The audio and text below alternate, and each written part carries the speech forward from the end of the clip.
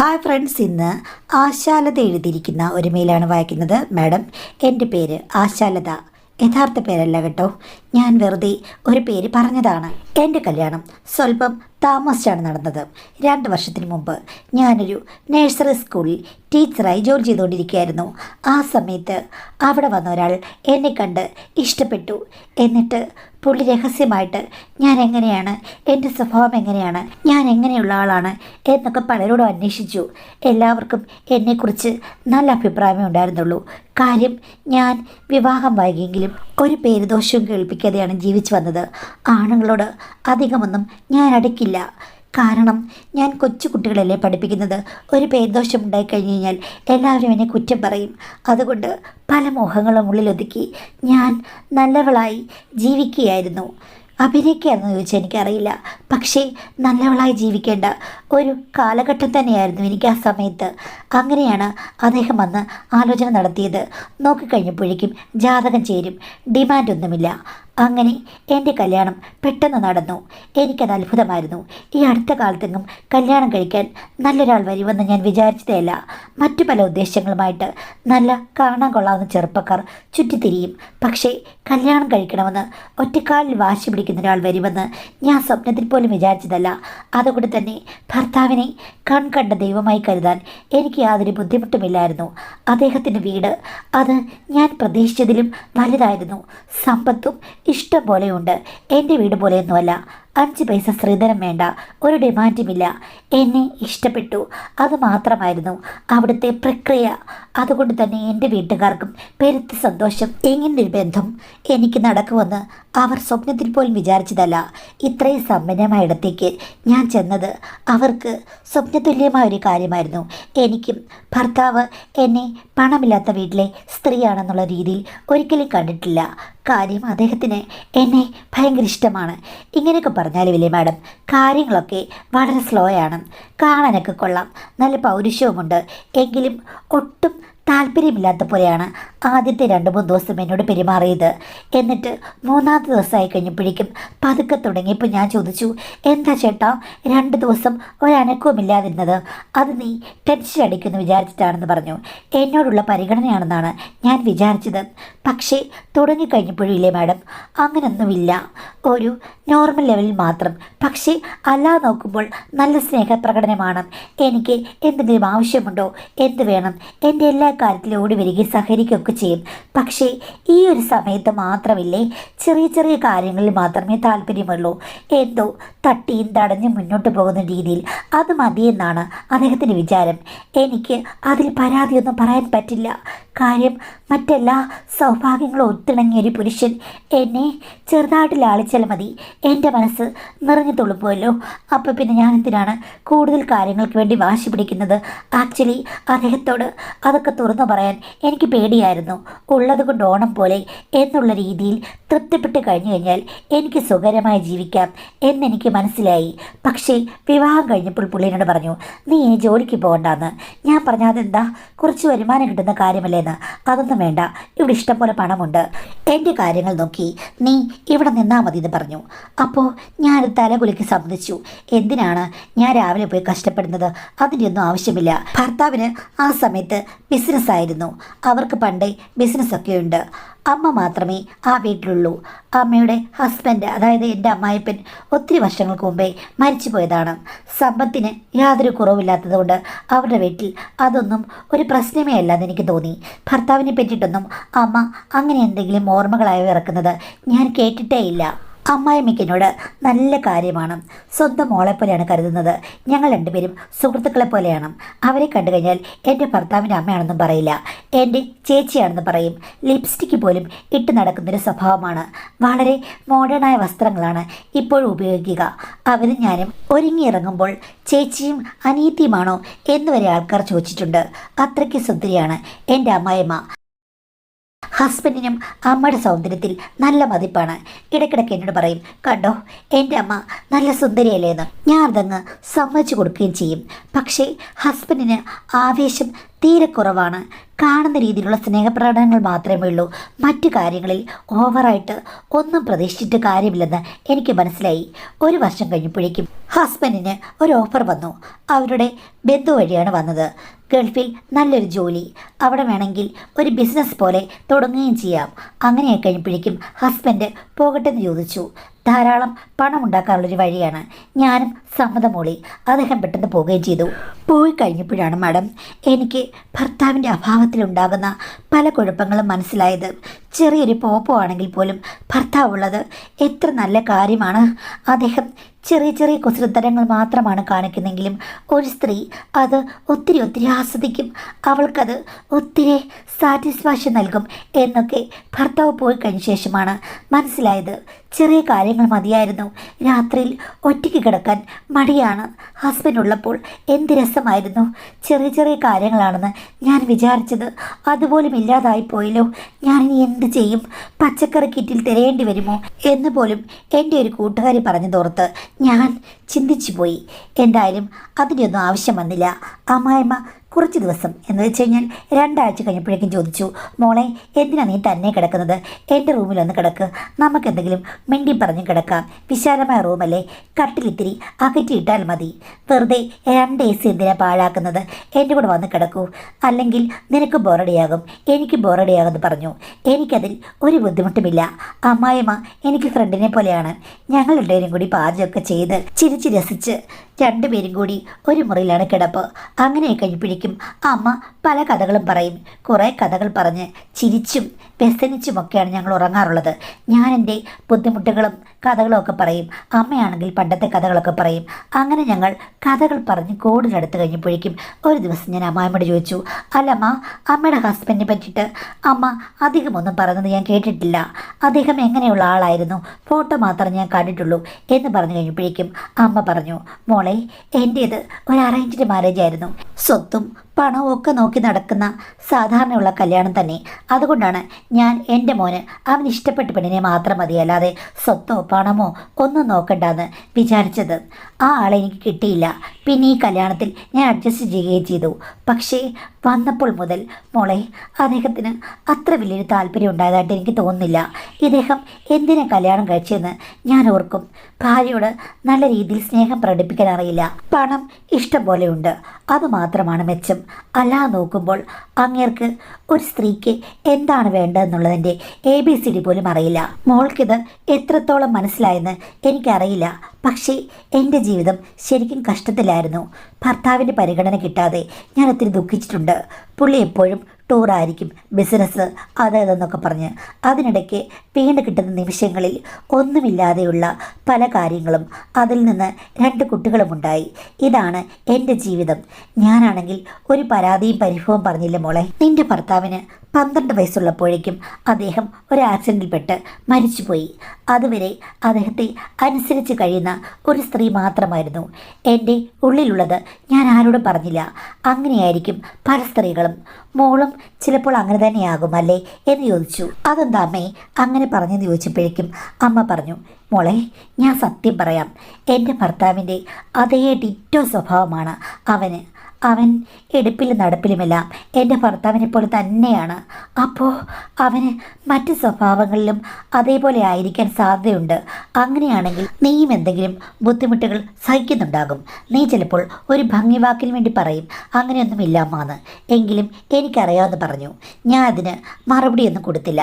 അപ്പം അമ്മ പറഞ്ഞു, കണ്ടോ, നിനക്കും ഉള്ളിൻ്റെ ഉള്ളിൽ ചില പ്രശ്നങ്ങൾ കാണും. എന്നാലും അവൻ എൻ്റെ മകനായതുകൊണ്ട് ഭർത്താവിൻ്റെ അതേ സ്വഭാവം കാണാൻ വഴിയില്ല. നിന്നോട് നല്ല സ്നേഹത്തിൽ പെരുമാറുന്നത് ഞാൻ കണ്ടിട്ടുണ്ട്. മറ്റു ചില കാര്യങ്ങൾക്ക് സ്ലോ ആണല്ലേ മോളെ എന്ന് ചോദിച്ചു. ഞാൻ അതിനുത്തരം പറയാതെ എന്ന് മൂളുക മാത്രം ചെയ്തു. അമ്മ ഒരു ദീർഘനിശ്വാസം ഇങ്ങനെ പുറത്തേക്ക് വിട്ടു. അറിയാം മോളെ, പക്ഷേ ഇവിടെ ഇപ്പോൾ എനിക്ക് നിന്നെ രക്ഷിക്കാൻ പറ്റില്ല. എങ്കിലും നീ മുൻകൈ എടുത്തു കഴിഞ്ഞാൽ അവൻ മെച്ചപ്പെടുമെന്ന് എനിക്ക് തോന്നുന്നു. പക്ഷേ നീയും അവൻ്റെ ഇഷ്ടത്തിനനുസരിച്ച് അങ്ങ് നിന്ന് കഴിഞ്ഞാലില്ലേ അവൻ പിന്നെയും ഇങ്ങനെ സ്ലോ ആയിട്ട് പോകും മോളെ. അതല്ലാതെ മോൾ തന്നെ മുൻകൈ എടുത്ത് പല രീതിയിലും നിർബന്ധിക്കണം, അപ്പോൾ ശരിയാകും. അമ്മേ, എനിക്ക് സത്യം പറഞ്ഞാൽ അങ്ങനെയൊക്കെ പറയാൻ പേടിയാ. പുള്ളി എന്ത് വിചാരിക്കുമെന്ന്. ഭർത്താവല്ലേടി, എന്ത് വിചാരിച്ചാലെന്താ? എനിക്ക് പറ്റിയ അബദ്ധം നിനക്കുണ്ടാകരുത്. അതെന്താ അമ്മ അങ്ങനെ പറഞ്ഞത്? എടി, അന്നത്തെ കാലത്ത് വിവരമില്ലായ്മ കൊണ്ട് എനിക്ക് പ്രതികരിക്കാൻ പറ്റിയില്ല. പ്രതികരിച്ചിരുന്നെങ്കിൽ ഭർത്താവിനെ തിരുത്തിയെടുക്കാമായിരുന്നു. എൻ്റെ ജീവിതത്തിലെ എത്ര നല്ല കാലമാണ് നഷ്ടപ്പെട്ടു പോയത് അമ്മേ. പക്ഷെ അമ്മ ഒരാളെ പ്രേമിച്ചെന്ന് പറഞ്ഞില്ലേ, അതാരാ? അയാളെ പിന്നെ അമ്മ കണ്ടിട്ടുണ്ടോ എന്ന് ചോദിച്ചു. കാണാതിരിക്കാൻ എന്താ മോളെ, അങ്ങേരെ ഞാൻ മിക്കവാറും കാണാറുണ്ട്, പക്ഷെ ഇങ്ങോട്ടൊന്നും വരാറില്ല.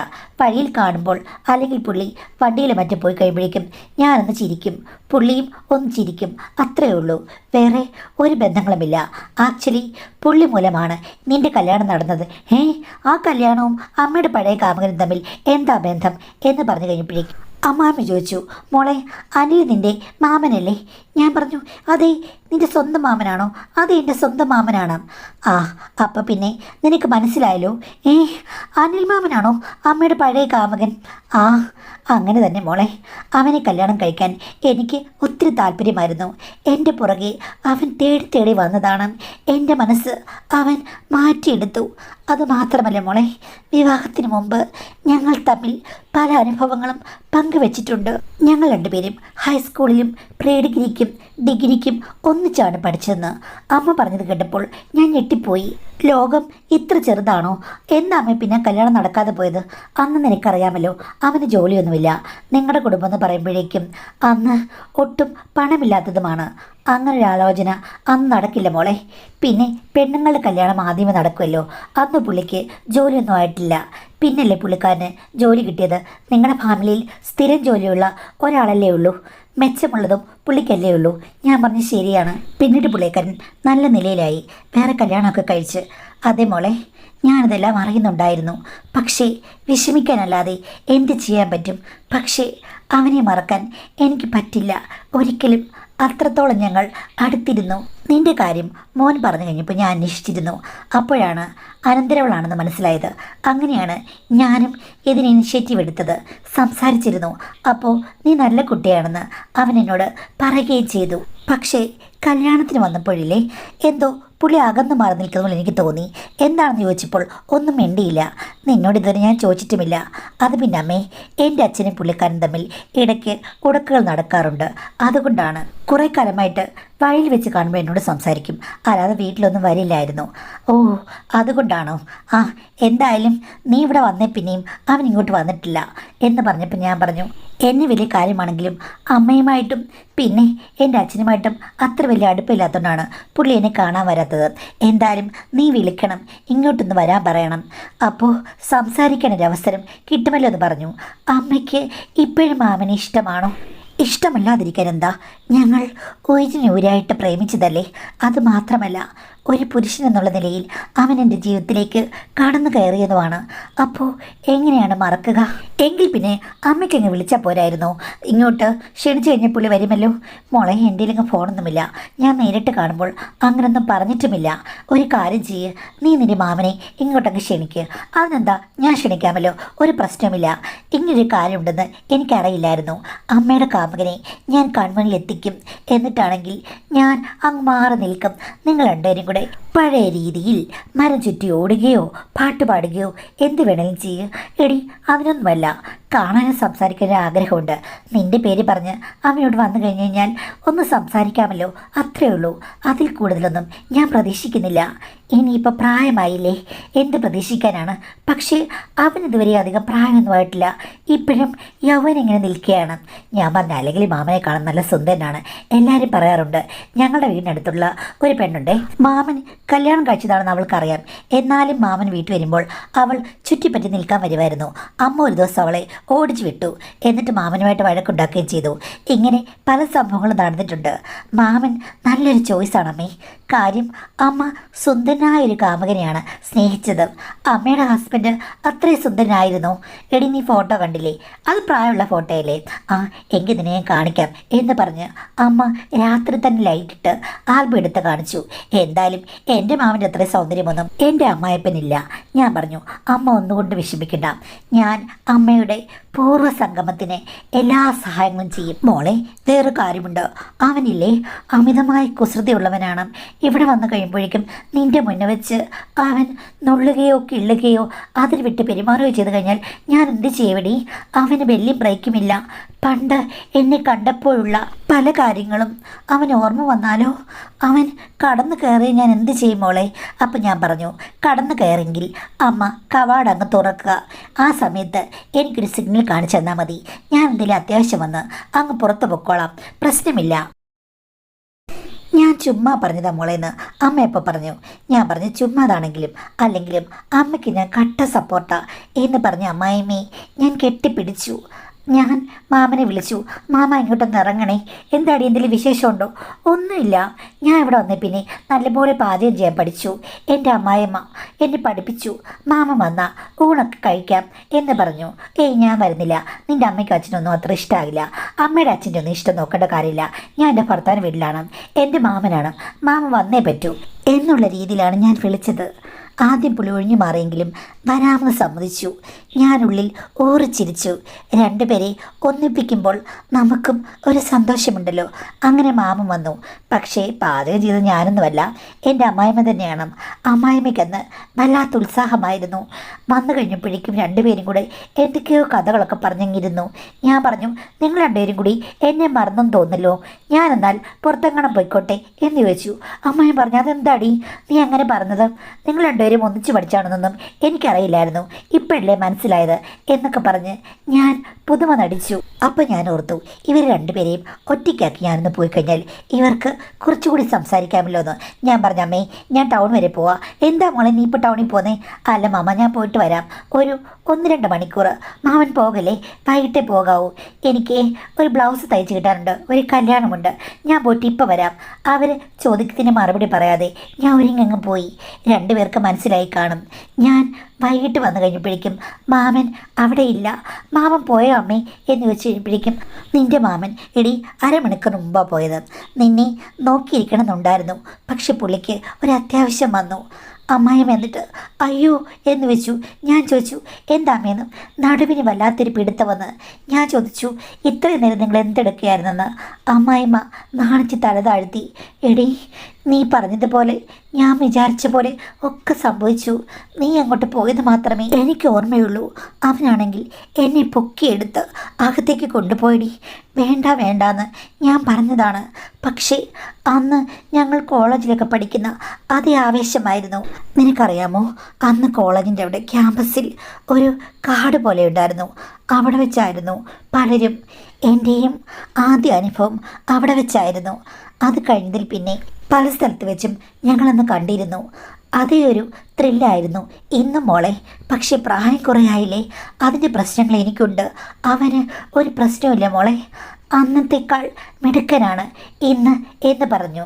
അമ്മയ്ക്ക് എങ്ങനെയുണ്ടെന്ന് ചോദിച്ചു കഴിഞ്ഞപ്പോഴേക്കും അമ്മ പറഞ്ഞു, ചില അസ്വസ്ഥതകളൊക്കെ തോന്നുന്നുണ്ട്. എന്നാലും എൻ്റെ മോളെ എനിക്കറിയില്ല എന്താ പറയണ്ടേന്ന്. പക്ഷെ ഒരു ഭയമുണ്ട്. എന്താമേ? അല്ലടി, എൻ്റെ പണ്ട് നിർത്തിയതാ, ഇനി എന്തെങ്കിലും കുഴപ്പങ്ങളുണ്ടാകുമോ? ഞാൻ എന്ത് കുഴപ്പം? അല്ലടി, അവനാണെങ്കിലും നിനക്കറിയാമല്ലോ, എന്തെങ്കിലും പ്രശ്നം ഉണ്ടാകുമോ? ഓ നിർത്തിയതല്ലേ, അങ്ങനെയാണെങ്കിൽ ഒന്നും സംഭവിക്കില്ല അമ്മേ. ഓപ്പറേഷൻ ചെയ്തവർക്കൊന്നും ഒരിക്കലും പിന്നീട് അങ്ങനെ അബദ്ധം സംഭവിച്ചിട്ടില്ല. അല്ല, അമ്മയ്ക്കെല്ലാം പൂർണ്ണമായി സ്റ്റോപ്പായില്ലേ? ഓ പൂർണ്ണമായിട്ടൊന്നും സ്റ്റോപ്പായില്ലടി, ചുമ്മാതല്ല, അമ്മ ചെറുപ്പക്കാരായിരിക്കുന്നത്, ഒന്നും സംഭവിക്കില്ലെന്ന് പറഞ്ഞു. കറക്റ്റ്, ഒന്നും സംഭവിച്ചില്ല. അത് കഴിഞ്ഞപ്പോൾ അമ്മേനോട് ചോദിച്ചു, എങ്കിൽ ഇടയ്ക്കിടയ്ക്ക് നിൻ്റെ മാമനെ ഞാൻ ഇങ്ങോട്ട് വിളിച്ചു വരുത്തട്ടെ, നീ മോളെ കണ്ണടയ്ക്കുമെന്ന് ചോദിച്ചു. ഞാൻ പറഞ്ഞു, ഒരു പ്രശ്നമില്ല അമ്മേ, എൻ്റെ സപ്പോർട്ട് ഉണ്ടെന്ന്. മാമനും എന്നെ വിളിച്ചപ്പോൾ ഞാൻ പറഞ്ഞു, സാരമില്ല, അതൊക്കെ ഞാനങ്ങ് കണ്ണടയ്ക്കുമെന്ന്. അത് മാമനും ഒരു വല്ലാത്ത ഉത്സാഹമായി. ഇടയ്ക്കിടയ്ക്ക് വരും മാഡം, പകലാണ് വരുന്നത്, ഞാനിവിടെ ഉണ്ടല്ലോ. രണ്ടുപേരും 2-3 മണിക്കൂർ കഴിഞ്ഞിട്ടാണ് ഇറങ്ങി വരുന്നത്. പതിവായി കഴിഞ്ഞപ്പോഴേക്കും എൻ്റെ മനസ്സും മാറാൻ തുടങ്ങി. അകത്ത് നടക്കുന്ന കാര്യങ്ങൾ കാണണമെന്ന് ഒരാഗ്രഹം എൻ്റെ മനസ്സിലും തെളിഞ്ഞു വന്നു. കാണാനുള്ള പല വിദ്യകളും ഞാൻ ഒരുക്കി വെച്ചു. ഒരു വട്ടം അമ്മ അറിയാതെ ആ റൂമിൽ മാമൻ വരുന്നതിന് മുമ്പ് ഞാൻ ഫോൺ ഒളിപ്പിച്ച് വെച്ച് അതെല്ലാം റെക്കോർഡ് ചെയ്തു. ചെയ്യുന്ന തെറ്റാണെന്ന് എനിക്കറിയാം, പക്ഷേ എനിക്കങ്ങനെ ചെയ്യേണ്ടി വന്നു. എൻ്റെ മനസ്സിൻ്റെ ഒരാകാംക്ഷ കൊണ്ടാണ് മാഡം. HD മികവോടെ കിട്ടിയ ആ ദൃശ്യങ്ങൾ കണ്ട് ഞാൻ ഞെട്ടിപ്പോയി. എന്തൊരു സജീവമായ സ്നേഹബന്ധമാണ് മാഡം. അതുമാത്രമല്ല, മാമനെ ഞാനൊന്ന് അളന്നു. ഞാൻ ഞെട്ടിപ്പോയി. അമ്മായിമ്മ ഒരു ഭാഗ്യവതിയാണ്. ഇപ്പോഴെങ്കിലും അവർക്ക് ഭാഗ്യം കിട്ടി. ഞാനാണെങ്കിൽ വിടരാത്തൊരു പൂമുട്ട് വെച്ച് ജീവിതകാലം മുഴുവനും അഭിനയിച്ച് മുന്നോട്ട് പോകുന്നു. എനിക്കൊരു പൂക്കാലം എന്ന് വരും, ഒരിക്കലും വരില്ലല്ലോ എന്ന് ഞാൻ ഓർത്തു. പിന്നീട് ഞാനത് ഡിലീറ്റ് ചെയ്തു. എന്നാലും എനിക്ക് പൊറുതിയില്ല. ഞാൻ അമ്മായിമ്മയോട് കുത്തി കുത്തി ചോദിച്ചു അദ്ദേഹത്തിൻ്റെ പ്രത്യേകതകൾ. എനിക്ക് എത്തിക്കഴിഞ്ഞപ്പോഴേക്കും അമ്മായിമ്മ എന്നോട് വിശദമായിട്ട് പറഞ്ഞു ഏത് ഫീച്ചറാണ് പ്രത്യേക ഇഷ്ടമെന്ന്. അത് കേട്ടപ്പോൾ ഞാൻ പറഞ്ഞു, അമ്മേ, എൻ്റെ ജീവിതത്തിൽ ഇങ്ങനൊരു ഫീച്ചർ കിട്ടുമെന്ന് എനിക്ക് തോന്നുന്നില്ല. അമ്മയുടെ മകൻ വമ്പൻ പരാജയമാണ്, പൂമുട്ട് മാത്രമാണ് അവശേഷിക്കുന്നതെന്ന് പറഞ്ഞപ്പോഴേക്കും അമ്മ മൂക്കത്ത് വിരൽ വെച്ചു. പോട്ടെ മോളെ, നിന്റെ വിധിയെന്ന് എനിക്ക് പറയണമെന്നുണ്ട്. പക്ഷേ ഇപ്പോൾ എനിക്കൊരു ഐഡിയ തോന്നുന്നു. എന്തുകൊണ്ട് മാമന് വേണ്ടി മോള് ഒരു സദ്യ ഒരുക്കിയാൽ എന്താ പ്രശ്നം? ഒരു കുഴപ്പമില്ല. നമ്മുടെ നാട്ടിലുള്ള പ്രശ്നം. അല്ല, തമിഴ്നാട്ടിലൊക്കെ മാമൻ മരുമകളെന്ന് പറയുമ്പോൾ വേറെ ലെവലല്ലേ? നീ എനിക്ക് വേണ്ടി ഒത്തിരി സഹായം ചെയ്തു, നിനക്ക് വേണ്ടി ഞാൻ സഹായം ചെയ്തു കൂടെ എന്ന് ചോദിച്ചു. വേണ്ടമ്മേ, അതൊക്കെ പ്രശ്നമാകുമെന്ന്. ഒരു പ്രശ്നവുമാകില്ല. അതല്ല, പൂമുട്ട് മാത്രം മതിയെങ്കിൽ അങ്ങനെ ഇരുന്നോട്ടെ എന്ന് പറഞ്ഞ് അമ്മായിമ്മ ഒഴിഞ്ഞു മാറി.